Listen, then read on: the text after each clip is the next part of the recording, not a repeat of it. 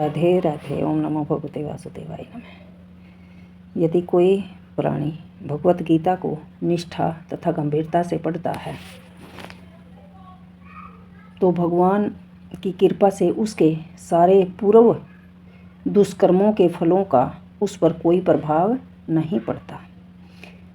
भगवान कहते हैं, सब धर्मों को त्याग कर एकमात्र तुम मेरी शरण में आ जाओ, मैं तुम्हें समस्त पापों से मुक्त कर दूंगा, तुम डरो मत। इस प्रकार अपनी शरण में आए हुए भगत का पूरा उत्तरदायित्व भगवान अपने ऊपर ले लेते हैं और उसके समस्त पापों को अक्षमा कर देते हैं। जैसे मनुष्य जल में स्नान करके नित्य अपने आप को स्वच्छ कर सकता है, लेकिन यदि कोई भगवत गीता रूपी पवित्र गंगा जल में एक बार भी स्नान कर लेता है तो वह भौतिक जीवन की मलिनता से सदा सदा के लिए मुक्त हो जाता है, यानी भवसागर को पार कर जाता है, क्योंकि भगवत गीता भगवान के मुख से निकली है। इसलिए किसी अन्य वैदिक साहित्य को पढ़ने की आवश्यकता नहीं रहती, उसे केवल भगवत गीता का ही ध्यानपूर्वक तथा मनोयोग से मनन करना चाहिए, श्रवण करना चाहिए, पढ़ना चाहिए। वर्तमान युग में लोग सांसारिक कार्यों में इतने व्यस्त हैं कि उनके लिए समस्त वैदिक साहित्य का अध्ययन कर पाना मुश्किल है, नामुमकिन है।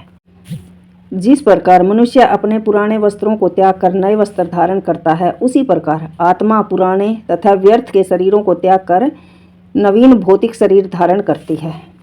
प्रत्येक व्यक्ति इस भौतिक शरीर रूपी रथ पर आरूढ़ है और बुद्धि इसका सारथी है, मन लगाम है, इंद्रियां घोड़े हैं। इस प्रकार मन तथा इंद्रियों की संगति से यह आत्मा सुख या दुख का भोगता है। सारा संसार सारे भौतिक प्रकृति के 3 गुणों के अधीन संपन्न है। यद्यपि प्रकृति के 3 गुण परमेश्वर कृष्ण से अद्भुत हैं, फिर भी भगवान कृष्ण उनके अधीन नहीं होते और सारा संसार उनके अधीन है। कर्म बुद्धि वाले व्यक्ति देवताओं से अनुग्रह करते हैं, पूजा करते हैं, उन्हें पाने की आशा करते हैं और ऐसी वस्तुएं प्राप्त करते हैं जो अस्थायी होती हैं और मृत्यु के समय समाप्त हो जाती हैं।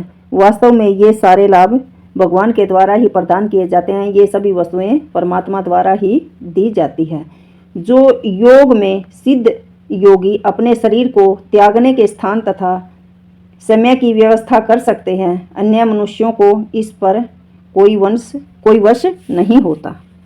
भगवान श्री कृष्ण कहते हैं कि मैं समस्त आध्यात्मिक तथा भौतिक जगतों का कारण हूँ।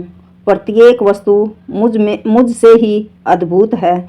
जो बुद्धिमान लोग हैं, प्राणी हैं, वो भली भांति जानते हैं। वे मेरी प्रेम भक्ति में लगे रहते हैं, हृदय से मेरी पूरी तरह अच्छी तरह प्रेम से पूजा करते हैं।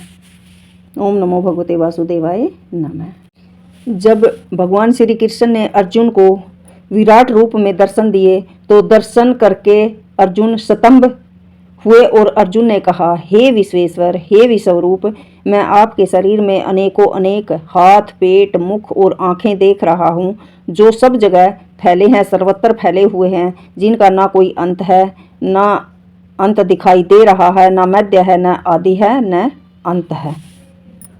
भगवान कहते हैं कि हे अर्जुन, जो ये भौतिक जगत है और ये आध्यात्मिक जगत है, जो मेरी पूजा करते हैं, सब कुछ मुझ पर ही अर्पण करते हैं, वो मनुष्य आध्यात्मिक जगत रूपी वृक्ष को समझ लेता है, वही आत्मा उन्नति कर सकती है और मृत्यु के समय जीव द्वारा विकसित की गई चेतना उसे दूसरे शरीर में ले जाती है। और जो कहते हैं ये मैंने किया, ये मेरा है, ये मैंने कमाया, ये सब कुछ मेरा है, उस भौतिक जगत रूपी वृक्ष में आसक्त रहने वाली मनुष्य की मुक्ति की कोई संभावना नहीं होती।